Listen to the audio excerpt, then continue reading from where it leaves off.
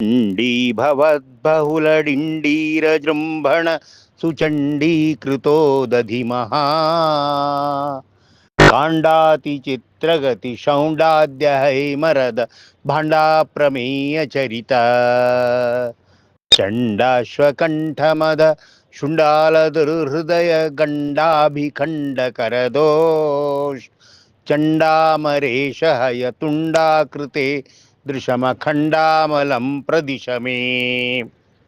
श्रीगुरुभ्यो नमः। परमगुरुभ्यो नमः। ஸ்ரீமதானந்ததீர்த்த பகவத்பாதாச்சாரிய குருபியோ நமக. ஹரி ஓம். அனைவருக்கும் வணக்கம்.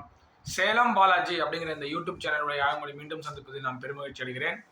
தாசர் பாடல்களின் தமிழாக்கம் அப்படிங்கிறதுல இது 188வது எபிசோட். ஸோ இது வரைக்கும் நீங்கள் கொடுத்து வந்த அன்புக்கும் ஆதரவுக்கும் மிக்க நன்றி. இப்போ என்ன பண்ணுறோம்னாக்கா, இப்போ இதெல்லாம் புரந்ததாச சாதனை மத்வருடைய ஆராதனை அது பற்றி எல்லாம் பார்த்து வந்தோம். இப்போ கொஞ்சம் ஃப்ரீயாக இருக்குது.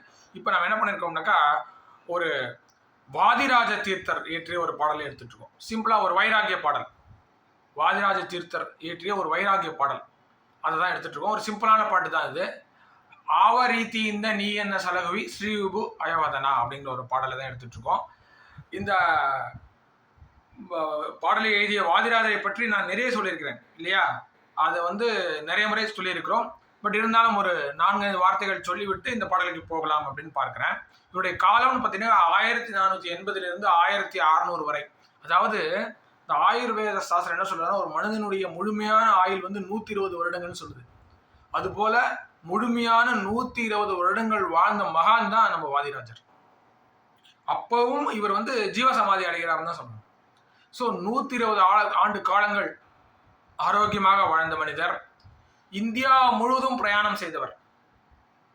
தீர்த்த பிரபந்தா அப்படின்னு ஒரு நூல், அந்த காலத்திலேயே பிரயாண கட்டுரை எழுதியவர் அவர்.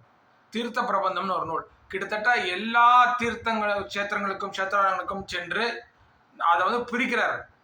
நார்த்து சவுத்து ஈஸ்ட் வெஸ்ட் எல்லாம் பிரித்து எல்லாத்தையும் போய் அந்த இடங்களுக்கெல்லாம் விஜயம் செய்து அங்கே இருக்கிற கடவுளை தரிசித்து அது மாதிரி பாடல்களை பாடி ஸ்லோகங்களை ஏற்றி இந்த புக்கை எழுதியிருக்கிறார்.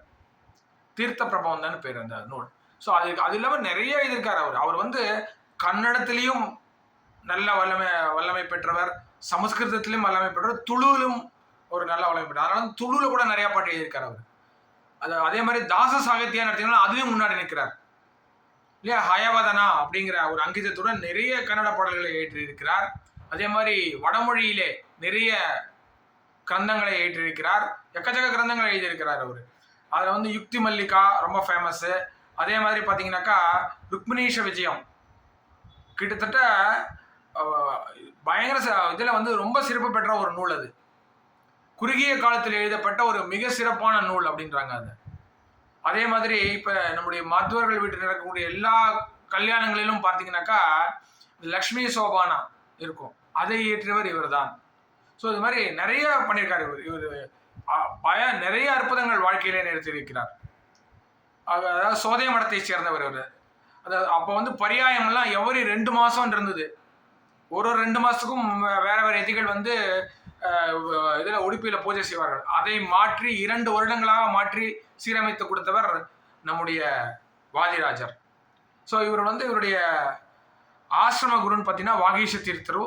இவருடைய வித்யா குருனாக்கா ஸ்ரீ வியாசராஜர். இவரெல்லாம் வியாசராஜரிடம் பயின்றவர். இவர் விஜயேந்திர தீர்த்தரெல்லாம் அங்கே தான் பயின்றவர்கள் அவர்கள்லாம். ஸோ ஒரு பெரிய மகான்.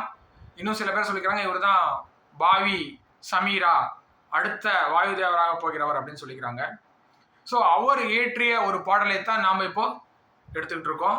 ஆவரீதி இந்த நீ என்ன சலகுவி ஸ்ரீவிபு ஹயவதனாங்கிற பாடல். அதாவது இந்த பாடல் பார்த்தீங்கன்னாக்கா ஏசிப் என்னமோ அவர் தப்பு செஞ்ச மாதிரி வரும். ஆனால் மகான்கள்லாம் எப்பவுமே பார்த்தீங்கன்னாக்கா இன்னொருத்தர் தப்பு செஞ்சாங்கன்னு சொல்லி நாம் நிறைய பார்த்துருக்கோம். அவங்கள சொல்லி பாட மாட்டாங்க. தானே ஏதோ தப்பு செய்தது போல, நான் ஒரு சரியான பக்தன் அல்ல என்பது போல சொல்லிக்கொண்டு நமக்கு அறிவுரை தருவார்கள். இது மாதிரிலாம் செஞ்சீங்கன்னா இந்த மாதிரிலாம் ஆகும் அப்படிங்கிற மாதிரி. ஸோ அவர்களே குற்றம் சொல்லிக்கொண்டு பாடல்களை ஏற்றுவார்கள். அது மாதிரியான ஒரு பாடல் தான் இது. இந்த பாடலை மஸ்கட்டை சேர்ந்த அர்ச்சனா அவர்கள் பாடியிருக்கிறார்கள். எப்பவுமே நம்ம கேட்டோடனே பாடல்களை மிகவும் மனமுவந்து ரொம்ப எந்தூசியஸ்டாக பாடித்தரக்கூடியவர் அர்ச்சனா அவர்கள். அவரே சொல்வார், நான் அடுத்த பாட்டை நான் இந்த பாட்டு பாடித்தரேன் அப்படின்ட்டு. ரொம்ப தாசர் பாடல்களில் மிகுந்த ஒரு ஆர்வம் உள்ளவர் நம்முடைய அர்ச்சனா மேடம் அவர்கள். ஸோ அவர்கள் இந்த பாடலை பாடி கொடுத்திருக்கிறார்கள். அவருக்கு என்னுடைய நன்றியும் வணக்கத்தையும் தெரிவித்துக் கொள்கிறேன். இப்போ நம்ம என்ன பண்ணலாம்னாக்கா, அர்ச்சனா பாடியிருக்காங்களே அவங்க பாடலை கேட்போம். அதற்கு பிறகு அதற்கான அர்த்தத்தை பார்ப்போம். வாங்க இப்போ திருமதி அர்ச்சனா அவர்கள் பாடிய பாடலை கேட்போம். ಅವರೀತಿಯಿಂದ ನೀಯನ್ನ ಸಲಹುವೆ ಶ್ರೀ ವಿಭುಭಯವದನ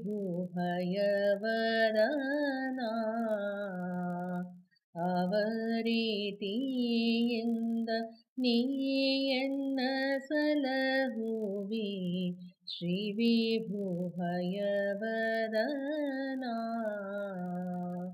ಈ ವಿಧವದೋಳು ಎಷ್ಟು ಭಾವನೆ ಪಟ್ಟೆ ಈ ವಿಧವದೋಳು ಎಷ್ಟು ಭಾವನೆ ಪಟ್ಟೆ ತವರೆದಳ ನಯನ ಈ ವಿಧವದೋಳು ಎಷ್ಟು ಭಾವನೆ ಪಟ್ಟೆ ತವರೆದಳ ನಯನ ಹಯವದನ ಅವರೀತಿಯಿಂದ ನೀಯನ್ನ ಸಲಹುವಿ ಶ್ರೀ ವಿಭುಹಯವದನ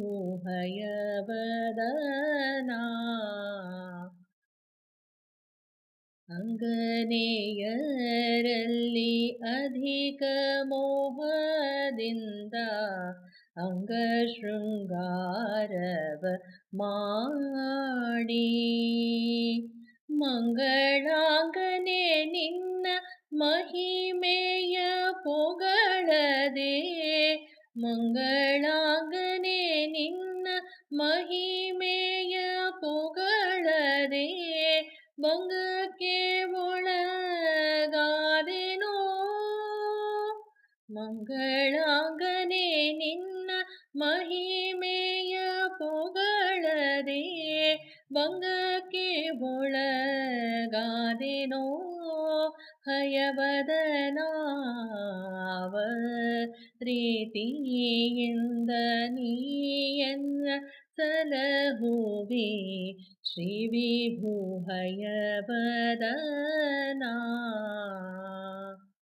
ಕಾಮನ ಬಾಧೆಯ ತಾಳಲಾರದೆ ಕಂಡೆ ಕಾಮಿನಿಯರ ಕೂಡಿ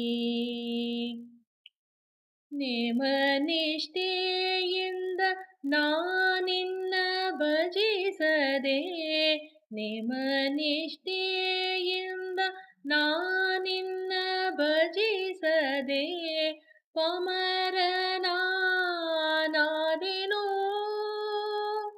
ನೇಮ ನಿಷ್ಠೆಯಿಂದ ನಾನಿನ್ನ ಭಜಿಸದೆ ಪಮರನಾದೆನೋ ಹಯವದನ ಅವರೀತಿಯಿಂದ ನೀಯನ್ನ ಸಲಹುವಿ ಶ್ರೀ ವಿಭುಹಯವದನ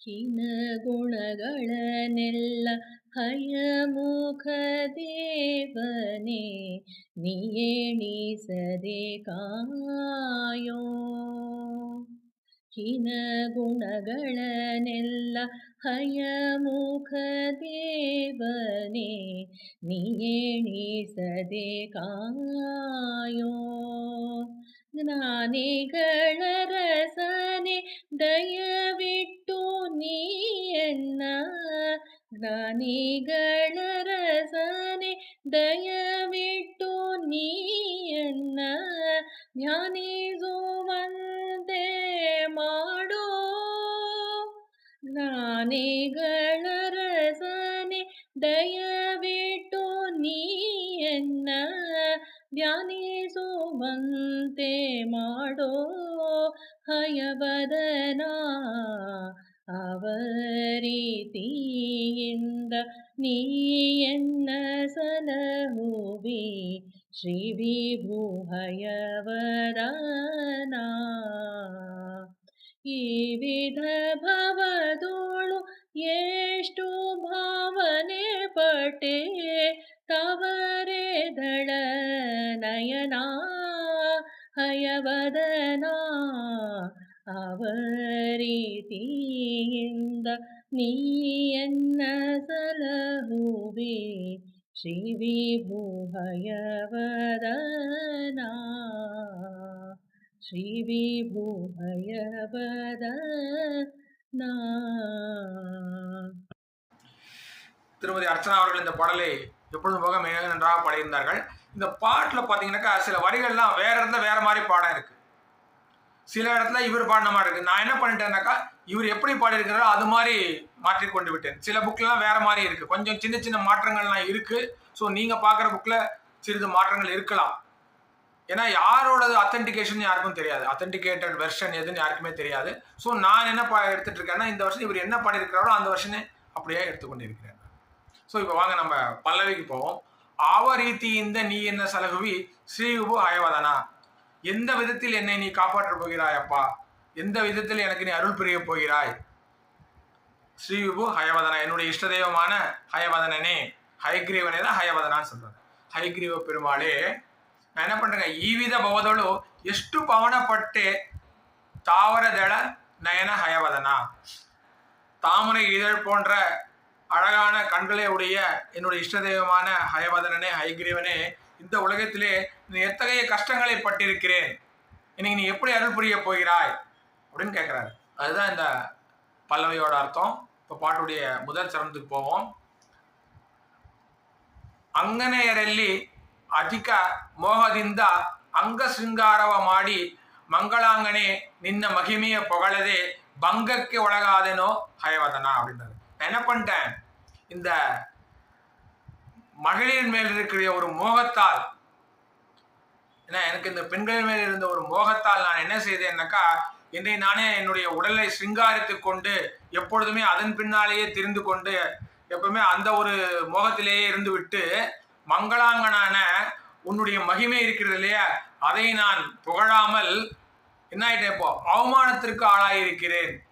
பங்கக்கே உலகாதனோ ஹயவதனா, அதை செய்யாமல் நான் என்ன பண்ணிட்டேன், இந்த அழகான மகளிரின் பின்னாலே சென்று அவமானத்திற்கு ஆளாகி விட்டேன் அப்பா, என்னுடைய இஷ்ட தெய்வமான ஹயவதனனே, நீ எனக்கு எப்படி அருள் புரிய போகிறாய் அப்படின்னு கேட்கிறாரு.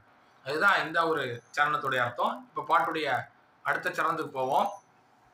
அதே தான் வருது, சேம் தான் அது.